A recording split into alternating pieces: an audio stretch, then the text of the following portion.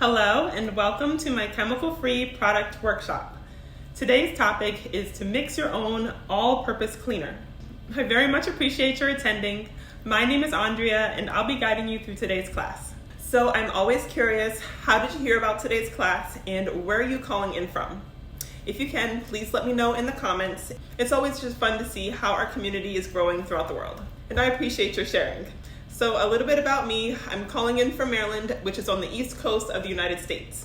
And I'm a wife and mother of 4. So each day my family and I, we live with 12 healthy habits in order to enjoy a better quality of life, but also to make sure that we are supporting the success of all that God calls us to do. And because these habits have been so transformative to our lives, I do my best to share guidance on how to both implement and stick with each of these healthy habits so that we can all live truly thriving lives together.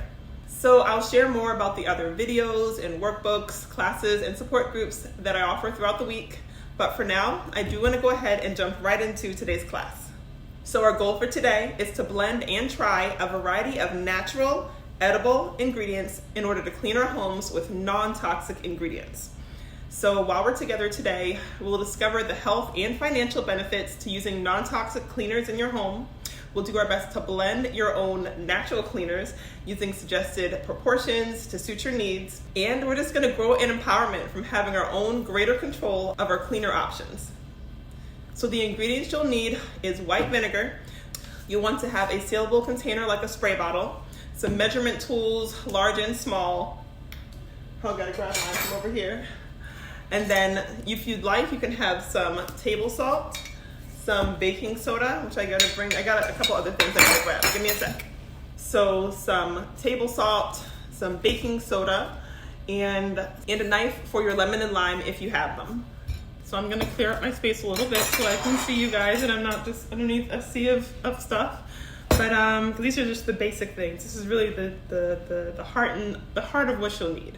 So I'll start by sharing some of the dangers of many of the store-bought cleaners and the functionality of the natural ingredients that we can use instead. And then I'll share about 2.5 recipes that we can blend together, and we'll finish up by giving those recipes a try.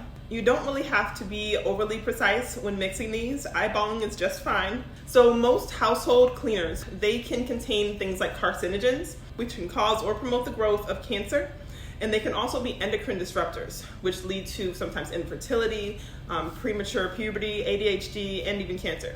Store-bought products can have a lot of VOCs, and they can end up having a lot of neurotoxins that cause things like headache, that can cause anywhere from headaches to memory loss. So I won't get into the regulations that allow these chemicals. I'm just gonna focus on working my hardest to empower you on the tools and the recipes for non-toxic cleaning products. So, natural cleaning basics and functionalities. So things that are acidic, things like vinegar, lemon, and lime, they're great at disinfecting and killing bacteria. Things that are basic, things like the baking soda and the salt, those are gonna be really good for scrubbing, especially the salt. So they can be great at removing stains on your countertop or just some stuck-on foods on your dishes. And a lot of these items, like the vinegar, the baking soda, and the lemon and lime, they're really great deodorizers, so they help to freshen your space. And the best part is all these products, they're very effective, they're very inexpensive, and they're non-toxic. Okay, so let's look at the proportions and the blends. The proportions help to keep good consistency and to prevent waste. All right, so as far as these measuring cups, we want to use the larger ones for large batches and the smaller ones for small batches. Have about 8 ounces, which is about 1 cup of vinegar, to about, I'd say anywhere between 3 to 5 drops of tea tree essential oil if you like. This is only if you want to scent it. It's actually a really good disinfectant, but this only if you really enjoy the scent. It does actually really help to cover up the smell of the vinegar too, so if it's pungent to you, then this can be helpful.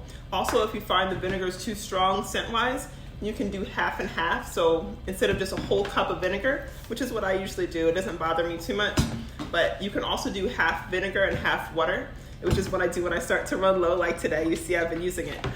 But yeah, that can be helpful too. So really it's just about, for this spray cleaner, it's just literally just vinegar in there. And then you'll want to put in about 3 to 5 drops of tea tree. I used to use this all the time, but I felt like I didn't really need it. So I don't use it much anymore, but it's great. So the all-purpose cleaner spray made with just the vinegar, and if you'd like to put in the tea tree oil, that's really great for windows, for glass, and for countertops.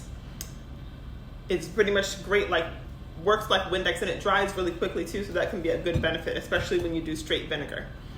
So again, you can do the 1 part vinegar, 1 part water, and then 5 drops of the essential oil for every cup of liquid. If you don't want to do the water, if you want it to be stronger, you can just do straight vinegar. It's totally up to you. So then there's the multi-purpose scrub/deodorizer recipe. So you can use it to scrub sinks, to scrub showers, to scrub toilets, and to scrub and deodorize the carpet as well. And it also helps scrub your fingertips a little bit too. So it's really just simple. It's baking soda, because it's a little bit grainy. It's very fine grainy, it's a little grainy. You just need some baking soda and about 2 drops of essential oil for every whole cup of baking soda. So when you have a whole cup of baking soda, you want to put in 2 drops of the essential oil of your choice if you want to have a scent. Again, the essential oils aren't necessary. They're just a little bit of extra jazz in there. So if you have a lemon wedge, you can use it to clean a cutting board. So just chop the lemon wedge in half and just use it with some salt or with baking soda to clean the cutting board. So obviously you can use the baking soda to deodorize the fridge, and you can use the lemon slice if you chop it into small enough pieces, maybe like penny-sized pieces, throw it in the garbage disposal. It makes it smell really fresh. So even if you've been in there cooking things like with garlic and whatnot, it completely freshens it. It's awesome. One of my favorite new scrubs that I use for cleaning is just salt, and I didn't bring up the bottle of cast iron soap, but salt and cast iron soap. Those two work together really, really well, to the point where if I have something that burnt on in the oven, I can soak it in the sink for a little while, and then after soaking it in the sink for a while, I can just add salt in that soap and just use my fingers to rub the dish, and it comes off super easily. It's amazing. Again, I'm eating plant-based items. I don't know how well it would work for meat-based items. I don't know how well it would work for dairy. But what I can tell you is when the vegetables and the greens get stuck, this works amazingly. I mean, I don't even need the washcloth. It actually works best with my fingertips. So, awesome. And this is just regular salt. This is just granulates of salt. This is not coarse salt or anything. It's just regular. And as far as the proportion for the salt in the soap, it's pretty much just half and half. Half of the salt, half of the soap. You'll figure out, how much you need. Just start small and just add. This is a foaming soap, so it's really hard for me to kind of tell you exactly how much soap. I don't know which soap you use, but I'd say about a tablespoon of this is pretty much what you'll need. And then however much soap you would usually use. So if you want, you can use the funnel in order to make it much neater. I usually just pour it over the sink because that's just me trying to keep things neat, but you can use a funnel if you would like to, and it can make it a little bit easier, a little bit less guesswork. Whee! There it goes. Oh, it's in there. Proof. All right, so once you've got that, and then you can just close it up, and it's just a spray. Notice I didn't put the water in there. You can do half and half the water, and then ta-da! So you may have noticed earlier that I said that my family and we live with 12 healthy habits in order to enjoy a better quality of life. So then, chemical-free living is just one of the 12. We embrace all these healthy habits so that we can have less bad habits to sabotage our efforts to obey God, and then more healthy habits to support our success as we live to do all that Yahweh called us to do. So for all these healthy habits, I offer guidance via workbooks, classes, videos, and support groups to help you implement and stick with each habit. So if you'd like more guidance with this or any of these habits, I'm here to guide you, and you can find more details on my website, which is trulythrivinglives.org. All right, so I'd love to know, how did you enjoy today's class, and what questions do you have for me? You can let me know in the comments below, or if you'd like, you can save your questions for a support group or for coaching. Either way, I look forward to supporting you along your journey. All right, thanks again for attending, and I hope you have a blessed day.